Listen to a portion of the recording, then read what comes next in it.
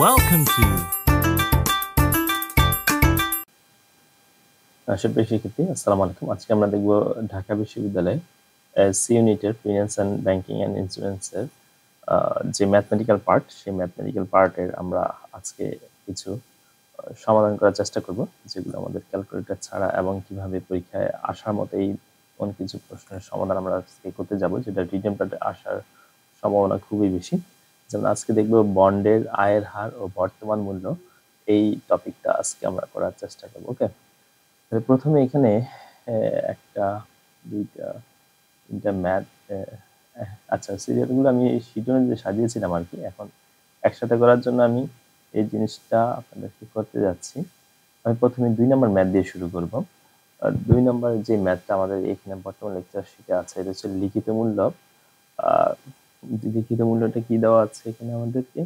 1200 টাকা। আর বিক্রয় মূল্য দেওয়া আছে 1350 টাকা এবং কারেন্ট ইল্ড বলা হয়েছে 10%। তাহলে বার্ষিক সুদের পরিমাণ কত? বার্ষিক সুদের পরিমাণ জানতে চেয়েছে। তাহলে এই ধরনের ম্যাথ করার জন্য আমাদের কিন্তু একটা সূত্র আছে, সেটা হচ্ছে চলতি আয়ের হার বা কারেন্ট ইল্ড।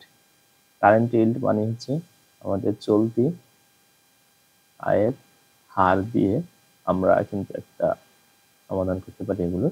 এটা সূত্রটা হচ্ছে সমান সমান, এটা কারেন্ট ইল্ড বলি আর কি, সমস্যা নেই।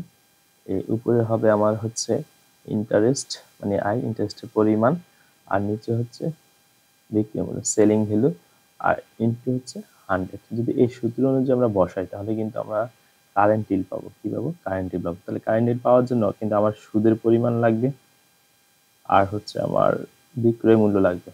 ঠিক আছে, এটা বিক্রয় মূল্য এবং বাজার মূল্য দুইটাই। বাজার মূল্য হতে পারে বাজার মূল্য অথবা বিক্রয় মূল্য, এই দুইটার যে কোনো একটা অ্যামাউন্ট আমার অপশনে দেওয়া থাকতে হবে। তো একটু লক্ষ্য করি, আমাকে এখানে লিখিত মূল্য দেওয়া আছে 1200 টাকা, বিক্রয় মূল্য দেওয়া আছে 1350 টাকা এবং কারেন্ট ইল্ড দেওয়া আছে 10%। দেখেন কারেন্ট ইল্ড দেওয়া, তাহলে বার্ষিক সুদের পরিমাণ জানতে চেয়েছে। যে সুদের পরিমাণ হচ্ছে এই যে, ঠিক আছে, সুদের পরিমাণটা জানতে চেয়েছে আমাকে এখানে। তো এই সূত্র অনুযায়ী যদি আমরা বসাই, দেখেন কারেন্ট ইল্ড কত দেওয়া আছে? 10%। কারেন্ট ইল্ড যদি আমি এখানে 10% এখানে বসাই, আর হচ্ছে এখানে উপরে তো এটাই জানতে চেয়েছে, আর বিক্রয় মূল্য আমার হচ্ছে 1350, আর ইন্টু হচ্ছে কত? 100। ঠিক আছে, এখন লক্ষ্য করেন, আমি যদি এটা এই পাশ ওই পাশ করি তাহলে জিনিসটা কিরকম হতে পারে। যেমন আমি যদি নিচে নামি একটু, মনে করেন পরবর্তী ধাপটা হবে এরকম। এই যে এখানে যেটা আছে আমার, আচ্ছা কারেন্ট ইনকাম 15% যেটা দেওয়া আছে, পার্সেন্টেজ আকারে দেওয়া আছে, তাহলে তো এখানে 100 দেওয়ার প্রয়োজন নাই আমাদের। সেই ক্ষেত্রে আমরা কি করবো? এই যে 1350, এই 1350 এটা যদি এই পাশে আসে আর কি, হ্যাঁ, তাহলে এটার সাথে আমার ইন্টু 10% হবে, ইন্টু 10% হবে। আর এখানে হচ্ছে আয় মানে সুদের হারটা যেটা আছে সেটা। এখন এটা 100টা এখানে তো আমরা সূত্র হিসেবে বসানোর জন্য 100টা দিয়েছিলাম। যদি এই CY মানে কারেন্ট ইল্ড জানতে চাই, যেহেতু সেটা পার্সেন্টেজে আসে, আমরা 100 দিয়ে গুণ দিই। কিন্তু এখন তো আমাদের জানতে চেয়েছে এখানে আয়, সুদের পরিমাণ। তো সুদের পরিমাণ জানার জন্য কিন্তু আমাদের 100 দিয়ে গুণ দেওয়ার কোনো প্রয়োজন নেই, এখানে পার্সেন্টেজ যেহেতু দেওয়াই আছে। তাহলে এই এখন 1350-এর এই 10% হচ্ছে 135। ঠিক আছে, শূন্য একটা কাটা, 10% মানে হচ্ছে শূন্য একটা কাটা দিয়ে দিলাম। তাহলে এই যে 135টা হচ্ছে আমার এখানে কি? 135 হচ্ছে আমার সুদের পরিমাণ, এই যে বার্ষিক সুদের পরিমাণ। তাহলে বাৎসরিক আমি 135 টাকা পাবো। এই যে হচ্ছে আমাদের অ্যান্সার দেওয়া আছে। ওকে, এরপর দেখি আমরা পরবর্তী ম্যাথটা। এখানে দেওয়া আছে একটি বন্ডের লিখিত মূল্য দেওয়া আছে 1000 টাকা এবং কুপন রেট দেওয়া আছে 10%। কারেন্ট ইল্ড দেওয়া আছে 8%। তাহলে বন্ডের বিক্রয় মূল্য কত হবে? এখানে আমাদের বন্ডের বিক্রয় মূল্য জানতে চেয়েছে। তাহলে এখানে কারেন্ট ইল্ড দেওয়া আছে, আমাদের যে কারেন্ট ইল্ডের সূত্র দেওয়া আছে। এরপর আমাদের রেট অফ ইন্টারেস্ট দেওয়া থাকবে। এরপর হচ্ছে আমার এখানে সেলিং ভ্যালু দেওয়া থাকবে। এরপর হচ্ছে 100, এটা তো আমাদের সূত্র অনুযায়ী। এখন আমাকে যে জানতে চেয়েছে বিক্রয় মূল্য, এই যে সেলিং ভ্যালুটা জানতে চেয়েছে। ওকে, এখন সেলিং ভ্যালুটা বের করবে কিভাবে? সেলিং ভ্যালুটা বের করার জন্য এখন সূত্র অনুযায়ী দেখেন কুপন রেট যেটা দেওয়া আছে সেটা আমরা এখন এখানে বসিয়ে দিব। এটা আমরা জাস্ট আগেরটার মতো, ঠিক আছে, এই যে 8%, ওকে 8% বসিয়ে দিলাম। সেলিং ভ্যালুতে এখানে থাকবে, যেহেতু এটাই বের করতে বলা হয়েছে এখন আমাকে। আর হচ্ছে আমাকে একটু জিনিস লক্ষ্য করেন, এই যে 10% কুপন রেট, এটা হচ্ছে 10% কুপন রেট, মানে সুদের হারটা দেওয়া আছে, কিন্তু এটা হচ্ছে আমাদের সুদের পরিমাণ। ঠিক আছে, সুদের পরিমাণ কত হবে তাহলে? এই যে 1000-এর 10% হচ্ছে কত? 1000-এর 10% হচ্ছে আমার 100। 1000-এর 10% কত? 100। ঠিক আছে, তাহলে এখন আমরা সেলিং ভ্যালুটা কিভাবে ক্যালকুলেশন করব? সেলিং ভ্যালুটা ক্যালকুলেশন করার জন্য আমাকে সেলিং ভ্যালুটা ক্যালকুলেশনের জন্য আমাদের এইভাবে আসতে হবে। পরবর্তী ধাপ যেটা দেওয়া আছে, সেলিং ভ্যালু ইনটু মনে করেন যে 8%, ওকে ফাইন, ভালো কথা, এরপর হচ্ছে 100। এখন সেলিং ভ্যালু তো আমার এখানে থাকবে, আর হচ্ছে এই 100 আর 8% হচ্ছে এটা নিচে যাবে। এখন এটা যদি এরকম হয়, সেলিং ভ্যালু তো এখানে থাকবেই, আর 100 হচ্ছে উপরে, আর 8% মানে কি 8, 100, বিষয়টা এরকম না? এরকম। এখন আমরা যদি একটু নিচে ক্যালকুলেশন করি, তাহলে এদিক দিয়ে যদি আমি আবার ক্যালকুলেশন এখানে নিয়ে আসি, তাহলে কি হবে? 100, আগে বোঝার সাথে আমি ভেঙে ভেঙে করতেছি এগুলো, হ্যাঁ। উপরে হচ্ছে 100 আর নিচে হচ্ছে কত? 8। তাহলে দেখেন এখানে আমি কাটাকাটি যদি করি তাহলে কি হতে পারে আর কি। এখন মনে করেন 4, এটাকে যদি আমি 4 দিয়ে কাটি, হ্যাঁ, 2 রাখলাম, 4 25 100, হ্যাঁ। আর এখানে যদি কাটি আমি 50 দুগুণা 100, ওকে। তাহলে দেখেন শূন্য থাকবে 50 আর হচ্ছে 25, যদি গুণ করি 0 5 25 125। আমি একদম ভেঙে ভেঙে ভেঙে ভেঙে দেখাইছি, আমি এতটুকু ভেঙে দেখানোর কোনো প্রশ্নই আসে না। আমি কিন্তু ঠিক আমি এখানেই শেষ করে দিতে পারতাম এটা, যে এই জায়গায় কিন্তু শেষ করে দিতে পারতাম এটা। আমি ভেঙে দেখেছি একদম সুবিধার্থে, হ্যাঁ। তাহলে যে 1250 টাকা আমাদের আসছে।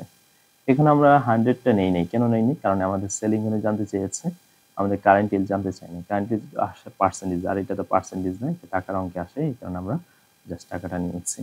এবার দেখেন পরবর্তী ম্যাথটা। পরবর্তী ম্যাথটা হচ্ছে আমাদের একটি চিরস্থায়ী বন্ডের লিখিত মূল্য দেওয়া হচ্ছে 1000 টাকা, কুপন রেট 8%, বন্ডটির বিক্রয় মূল্য হচ্ছে 800 টাকা। তাহলে চলতি ইল্ড কত? এখন আমাদের কারেন্ট ইল্ডটা জানতে চেয়েছে, ওকে। তাহলে দেখেন লিখিত মূল্যের উপর যদি এই যে 1000 টাকার 8% কত টাকা হবে? 10% হচ্ছে 100 টাকা, আর 8% হচ্ছে 80 টাকা। আমি ডিরেক্ট লিখে ফেললাম, হ্যাঁ, ডিরেক্ট লিখে ফেললাম। আর বন্ডের বিক্রয় মূল্য হচ্ছে 800 টাকা। আর যেহেতু 100 দেওয়া আছে, এত সূত্র পার্সেন্টেজ আছে শুদ্ধ, এই এই 8.80, তাহলে 10% অ্যান্সার। এটা কত পার্সেন্ট? 10%। একদম ইজিতে এই ধরনের ম্যাথ করা যায়, ওকে। এবার আরেকটা ম্যাথ দেখি আমরা। যেমন এখানে দেখো সানিয়া কোম্পানির বন্ডের বার্ষিক সুদের পরিমাণ দেওয়া আছে 16 টাকা, এবং বর্তমান বাজার মূল্য, এই যে বাজার মূল্য দেখেন, এতক্ষণ ছিল বিক্রয় মূল্য, বিক্রয় মূল্য ছিল এতক্ষণ, আর এখন ছিল বাজার মূল্য 300 টাকা। হবে চলতি অর্জনের হার, মানে কারেন্ট ইল্ড কত জানতে। আমরা তো জানি কারেন্ট ইল্ডের সূত্র যেটা দেওয়া আছে, সুদের পরিমাণ দেওয়া আছে, এখানে আবার পার্সেন্টেজ দেয় না, সরাসরি সুদের পরিমাণ 16 টাকা দেওয়া আছে, আর এখানে বাজার মূল্য যেটা দেওয়া আছে 320 টাকা। এখন আমার চলতি ইল্ড যেহেতু জানতে, এটা 100 কত হবে? 100। এটা দিয়ে যদি এটা কাটি, আর কত হবে? 16 দুগুণা কত হবে? 32, ওকে। এটা যদি এটা কাটি 5 দুগুণা 10, তাহলে 5%। Okay fine, thank you very much. এরপর পরবর্তীতে আমরা দেখি, এবার আমরা চেষ্টা করব আমাদের ভিন্ন ধর্মের ম্যাথ, সেটা হচ্ছে বন্ডের বর্তমান মূল্য জানতে চেয়েছে। ঠিক আছে, তাহলে বন্ডের বর্তমান মূল্য, চিরস্থায়ী বন্ডের বর্তমান মূল্য জানার জন্য আমাদের একটা সূত্র আছে, সেই সূত্রটা হচ্ছে এরকম আর কি। আমাদের চিরস্থায়ী বন্ডের যেই মূল্যটা আছে আমাদের, এটা হচ্ছে আই, উপরে হচ্ছে আই, সুদের হার অথবা পরিমাণ দুইটাই হতে পারে, আর এখানে হচ্ছে আমাদের কে ডি। কেডি মানে হচ্ছে বন্ডের প্রয়োজনীয় আয়ের হার, এটা আমি একটু বলে দিচ্ছি। আই মানে হচ্ছে এখানে সুদের হার হতে পারে, সুদের হার, অথবা এইটাকে আমরা সুদের পরিমাণও হতে পারে। আর নিচে এটা যেটা, এটা হচ্ছে আমাদের বন্ডের প্রয়োজনীয় আয়ের হার, হ্যাঁ, বন্ডের প্রয়োজনীয় আয়ের হার। ওকে, বন্ডের প্রয়োজনীয় আয়ের হার। এখন আমাদেরকে জানতে চাইছে এই যে বন্ডের বর্তমান মূল্য কত। বর্তমান মূল্যের সূত্রটি হচ্ছে আমার এটা। তাহলে এখানে আমার কি কি লাগবে? এখানে লাগবে আমার সুদের হার লাগবে, আর লাগবে বন্ডের প্রয়োজনীয় আয়ের হারটা লাগবে, এটি লাগবে। চিরস্থায়ী বন্ডের লিখিত মূল্য দেওয়া আছে 1000 টাকা। কত টাকা? 1000 টাকা। কুপন রেট দেওয়া আছে 12%। কত পার্সেন্ট? 12% কুপন রেট দেওয়া আছে। এবং প্রয়োজনীয় আয়ের হার 10%। প্রয়োজনীয় আয়ের হার 10%। তাহলে সূত্র যদি আমি একটু বসাই, লক্ষ্য করেন এখানে সূত্র যদি আমি একটু বসাই, তাহলে এখানে কুপন রেট হচ্ছে আমার কত পার্সেন্ট? 12%।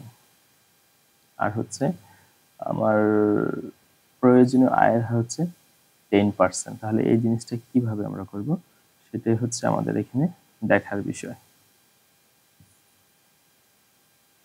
দেখেন, এখন আমরা এটা সুদের হার যেহেতু দেওয়া আছে কুপন রেট 12%, 1000 টাকার।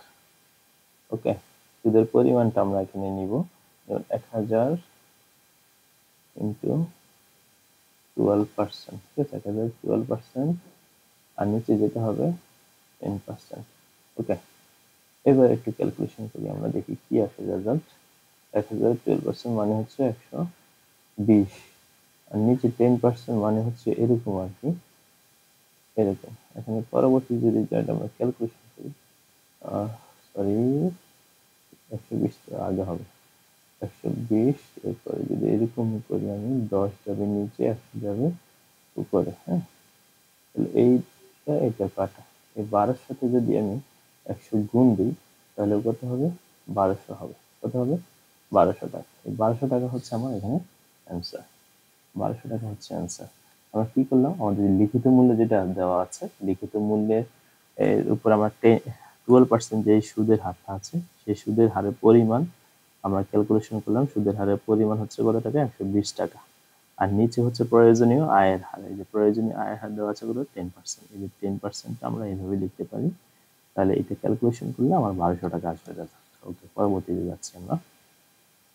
চিরস্থায়ী বন্ডের বার্ষিক সুদ 40 টাকা এবং প্রত্যাশিত আয়ের হার 10% হলে বন্ডটির বর্তমান মূল্য কত? তাহলে একটু লক্ষ্য করার চেষ্টা করেন। এখানে সূত্রটা তো এরকম ছিল, সুদের হার এখানে দেওয়া আছে, এখানে সুদের হার বের করার প্রয়োজন নেই, দেওয়া আছে ডিরেক্ট 40 টাকা, আর প্রত্যাশিত আয়ের হার দেওয়া আছে 10%। ঠিক আছে, 10%। এখন এটা এইভাবে আমরা করি, 40 ইন্টু 10 নিচে, 100 উপরে, তাহলে এটা কেটে দিলে 400 টাকা। এই হচ্ছে অ্যান্সার। একদম ইজি। হ্যাঁ, একদম ইজি। এবার দেখেন, আমরা আরেকটা কাজ করি, যেমন করিম লিমিটেড এর চিরস্থায়ী বন্ডের লিখিত মূল্য হচ্ছে 1000 টাকা, কুপন রেট 12% এবং প্রত্যাশিত আয় হার কত? এটা সেটা হচ্ছে 10%। তাহলে বন্ডের বর্তমান মূল্য কত? এটা হচ্ছে কত পার্সেন্ট? 12%। কত পার্সেন্ট? আচ্ছা, এই মাত্র কি মাত্র করলাম আমি,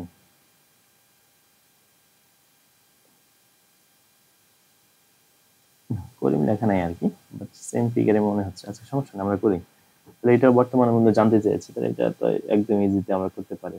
তাহলে দেখেন, এখানে লিখিত মূল্য দেওয়া আছে 12% দেওয়া আছে, কিন্তু পরিমাণটা বের করে নিয়ে আসতে হবে আমাদেরকে। তাহলে পরিমাণ কত? 1000 টাকা, 12% মানে হচ্ছে 120, আর 120 হচ্ছে এটা আয়ের হার কত? 10%। 10% নিচে বসাবো, আর এরপর যদি এটা এইভাবে করবো আমরা, উপরে হবে কত? 100, নিচে হবে 10। এই এই কাটা দিলে 1200 টাকা answer. Okay, fine, thank you. এটা আগেরটার মতন একটা সেম ফিগার, যেহেতু সেম। এবার দেখি আমরা, চিরস্থায়ী বন্ডের লিখিত মূল্য দেওয়া আছে 1000 টাকা, বর্তমান মূল্য দেওয়া আছে 1200 টাকা। কুপন রেট না, এটা হবে কুপন রেট। কুপন রেট হচ্ছে 12% হলে প্রয়োজনীয় আয়ের হার কত সেটা জানতে চেয়েছে আমাকে। প্রয়োজনীয় আয়ের হারটা আমরা আবার একটু চিন্তা করি। আমাদের সূত্র যেটা দেওয়া ছিল, আমাদের সূত্র যে দেওয়া ছিল, সেই সূত্রটা দেওয়া ছিল, সরি এভাবে তো লিখিনি, সূত্রটা ছিল এরকম। এই আই, এরপর ছিল কেডি, প্রয়োজনীয় আয়ের হার। এখন দেখেন কি জানতে চাইছে, প্রয়োজনীয় আয়ের হার, এই কেডিটা জানতে চেয়েছে আমাকে এখানে। তার মানে আমার এখানে বর্তমান মূল্য, এই যে বর্তমান মূল্য দেওয়া আছে, আমার সুদের হারটা বের করে সুদের পরিমাণটা বের করে নিতে হবে। আর জানতে চেয়েছে এটা। ওকে, এখানে যে তিনটাই জানতে চাইতে পারে, তবে যে কোনো দুইটা দিয়ে দিবে তার অ্যান্সার, প্রশ্ন দিয়ে দিবে। এখানে দুইটা জিনিস দেওয়া আছে, তাহলে আমরা বের করবো এখন এইটা। এতক্ষণ বের করছি এইটা, এখন বের করবো এইটা। এখন দেখেন তাহলে যেটা যেভাবে আছে সেটা সেভাবে বসাবো। তাহলে দেখেন বর্তমান মূল্য দেওয়া আছে 1200 টাকা। ওকে, 1200 টাকা। সুদের পরিমাণ আয়, এখানে আমাদের কত বসাতে হবে? 12%। ওকে, কত টাকার উপর? এই যে 1000 টাকার উপর। তাহলে কত হবে? 120। আর এখানে কেডি যেটা আছে সেটা সেভাবেই থাকবে। এইবার যদি আমরা ক্যালকুলেশন করি, এখন দেখেন আমরা যদি এই পাশে ওই পাশে করি, তাহলে কেডি যদি এখানে রাখি, আর 1200 হবে উপরে, আর 120 যাবে নিচে। ঠিক আছে, এই এই কেটে দিলে। হ্যাঁ, তাহলে এখন দেখেন আমরা এই 12কে যদি আমরা কাটি, কত? 10। কত? 10। তাহলে এটা হবে কত পার্সেন্ট? 10%। তাহলে এই কেডি হচ্ছে আমার কত? 10%। তাহলে এই যে হচ্ছে আমার অ্যান্সার, 10%। এরপর আমরা দেখি আমাদের আরো একটি ম্যাথ। আচ্ছা, আমরা তো উপরে রেখেছিলাম কয়েকটি ম্যাথ, আমরা করি নাই। প্রথম 2 থেকে 2টা ম্যাথ তাহলে আমরা বর্তমান মূল্য বের করলাম এবং হচ্ছে চলতি আয়ের হার বের করলাম। এখন দেখি আর 2টা ম্যাথ বাকি ছিল আমাদের। যেমন এখানে বলা হচ্ছে একটি বন্ডের লিখিত মূল্য 1000 টাকা এবং বাজার মূল্য 1200 টাকা। কুপন রেট 10% হলে বার্ষিক সুদের পরিমাণ কত? বার্ষিক সুদের পরিমাণ কত? তাহলে বার্ষিক সুদটা সাধারণত ক্যালকুলেশন করা হয় আমাদের যে বেসিক টাকা, হ্যাঁ, বেসিক টাকা, বেসিক অ্যামাউন্টের উপর করা হয়ে থাকে। আর এখানে বেসিক অ্যামাউন্ট বলতে আমাদের যে পেজ ভ্যালু বা লিখিত মূল্য, পেজ ভ্যালু অথবা অভিহিত মূল্য অথবা লিখিত মূল্য যেটা আছে, এই যে পেজ ভ্যালু লিখিত মূল্য 1000 টাকা। তাহলে 1000 টাকার কুপন রেট 10%, তাহলে সুদের পরিমাণ কত? মানে সুদের রেট 10%, তাহলে এটা 10%, এটা 10% মানে তো হচ্ছে কত টাকা? 100 টাকা। কত টাকা? 100 টাকা। এই হচ্ছে আমার অ্যান্সার এটা। এবার আসেন এখানে একটি বন্ডের ক্রয় মূল্য 1000 টাকা এবং বিক্রয় মূল্য 1200 টাকা। তাহলে মূলধনী লাভ, মূলধনী লাভ কিভাবে পেতে পারি আমরা? হ্যাঁ, প্রতিষ্ঠান আমরা শেয়ারের যে মূলধনী লাভ আছে সেই মূলধনী লাভটা আসলে ক্যালকুলেট করা হয় বিক্রয় মূল্য থেকে। আমরা যদি শেয়ারের বিক্রয় মূল্য থেকে যদি আমরা শেয়ারের ক্রয় মূল্য সিপি বাদ দিই, তাহলেই সাধারণত আমরা এই জিনিসটা পেয়ে থাকি। তাহলে সেলিং ভ্যালু হচ্ছে 1200 টাকা। কত টাকা? 1200 টাকা। আর ক্রয় মূল্য হচ্ছে 1000 টাকা। কত টাকা? 1000 টাকা। তাহলে সুতরাং অ্যান্সার হচ্ছে 200 টাকা। এই 200 টাকা হচ্ছে আমার কিসের? এই অ্যান্সার। তাহলে বন্ডের কি পেলাম আমরা? মূলধনী লাভ পেলাম। এটা কি পেলাম? মূলধনী লাভ। এই হচ্ছে আমাদের টোটাল আজকের যে টপিকটা আমাদের ছিল, বন্ডের আয়ের হার ও বর্তমান মূল্য। আমরা দুইটা সূত্র এখানে ব্যবহার করেছি। এই সূত্র একটা হচ্ছে চলতি আয়ের হার। এই যে চলতি আয়ের হার, চলতি আয়ের হার, এই সূত্রটা দিয়ে আমাদেরকে 3টা জিনিস জানতে চাইতে পারে। একটা হচ্ছে কারেন্ট ইল্ড জানতে চাইতে পারে, আয় জানতে চাইতে পারে, এসবি জানতে চাইতে পারে। তাহলে যেটাই জানতে চাক না কেন আপনাকে 2টা জিনিস দেওয়া থাকবে। কারেন্ট ইল্ড জানতে চাইলে আই এবং এসবি দেওয়া থাকবে। এসবি যদি জানতে চায় তাহলে এই 2টা অ্যামাউন্ট জানতে চাইবে, আবার এটা যদি জানতে চায় তাহলে এই 2টা অ্যামাউন্ট জানতে হবে। তাহলে প্রশ্নটা যেভাবে হোক না কেন আমাদের আইডেন্টিফাই করতে হবে কি জানতে চেয়েছে এবং কি আছে। আর আরেকটা সূত্র আমরা ব্যবহার করেছি, সেটা হচ্ছে বর্তমান মূল্য বের করার জন্য।